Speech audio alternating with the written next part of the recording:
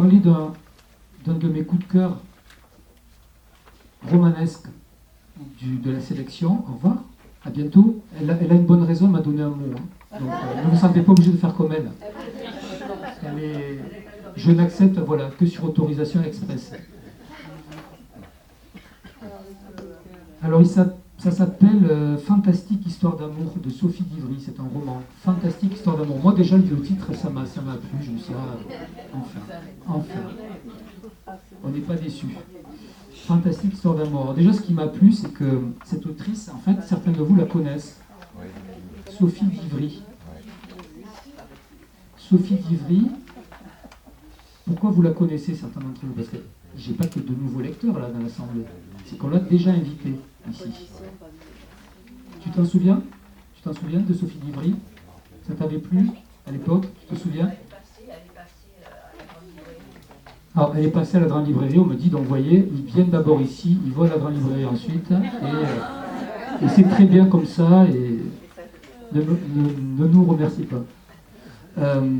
Sophie d'Ivry, c'est une jeune autrice, elle a 40 ans, très belle femme, je trouve, enfin, elle dégage, et qu'on pourrait qualifier d'autrice engagée. Elle a fait elle a collaboré à des papiers un petit peu dans des fascicules situés à la gauche de la gauche, etc. Bon, vous voyez un peu l'esprit de cette femme. Mais moi, c'est pas ça qui m'intéresse du tout. Ce que j'aime, c'est sa créativité. Quand elle était venue, il y a quelques années de ça en arrière, c'est parce que j'avais adoré son livre, le livre qu'elle présentait à ce moment-là, qui s'appelait La condition pavillonnaire. Quelqu'un a lu La condition pavillonnaire?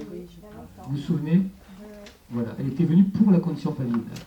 Alors la condition pavillonnaire, évidemment, avec ce titre-là, qui jouait sur le côté, la condition carcérale, pénitentiaire, de ce que vous voulez, c'était une femme, une Bovary d'aujourd'hui.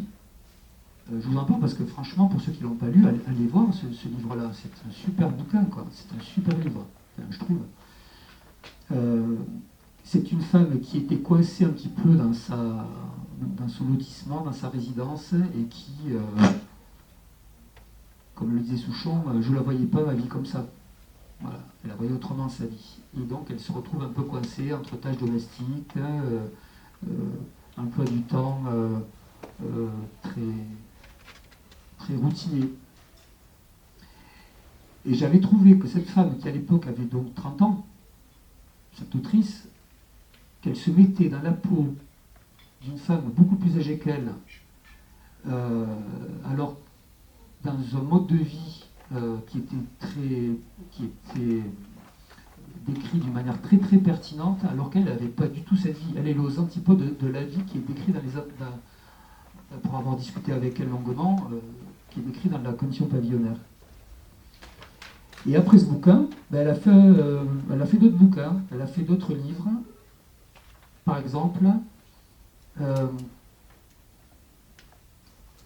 Quand le diable sortit de la salle de bain. Alors là, je vous renvoie aussi à ce livre-là, très drôle.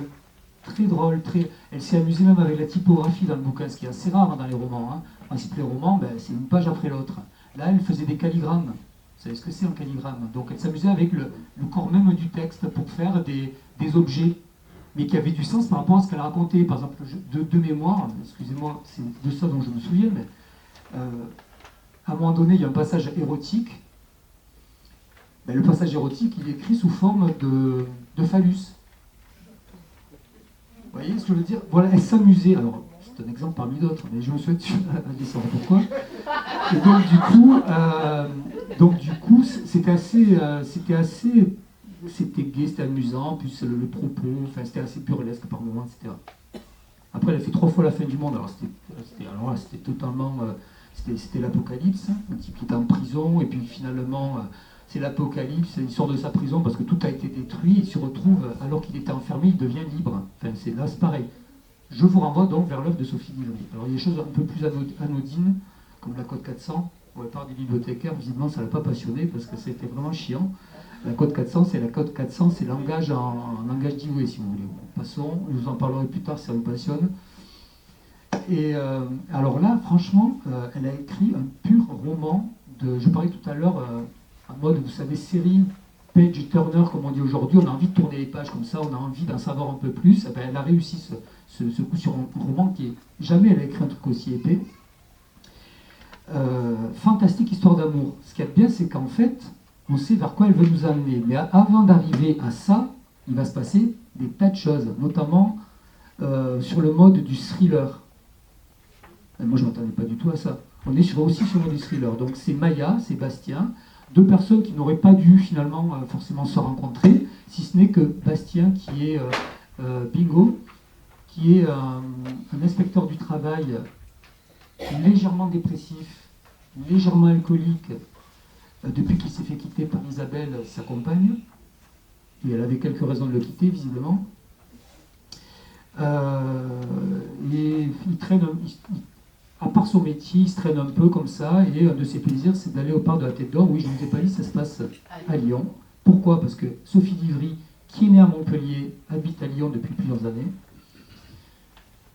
Et donc elle connaît très très bien, c'est très bien décrit pour les Lyonnais de l'assistance, vous verrez, c'est sympa je trouve. Donc Bastien va se promener souvent avant de prendre sa journée de travail, il est seul, et il est assez fasciné par une jeune femme qui, visiblement, fait du jogging le matin avant elle aussi d'entamer sa journée de travail, et qui s'arrête toujours au même endroit pour nourrir des mésanges dans sa main. Il trouve cette image, comme ça, cette scène tout à fait gracieuse et tout, et ça lui fait du bien, donc il y retourne. Elle s'appelle Maya, il s'appelle Bastien.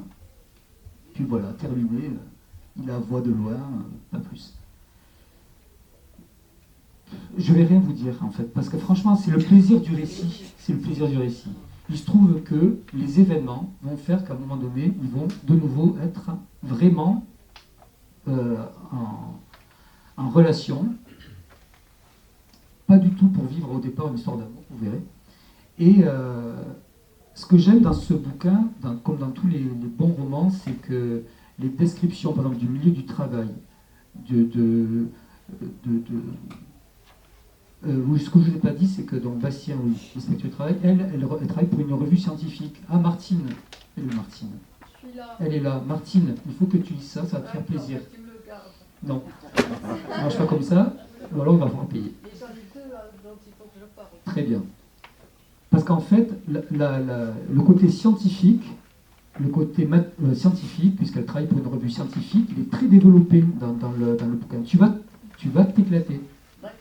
Et pour ceux qui, comme moi, ils y entravent absolument rien, là, en sciences, c'est pas grave, vous verrez, il y a un plaisir, un pur plaisir. Alors c'est marrant parce qu'à un moment donné, il y a une espèce de substance, et c'est de là que vont naître tous les problèmes, et aussi toutes les péripéties, liées à un cristal bleu qui va être conçu par erreur. On parle de sérapidité, non? Quand tu sais, on veut faire quelque chose, mais en fait, on fait autre chose en voulant faire quelque chose.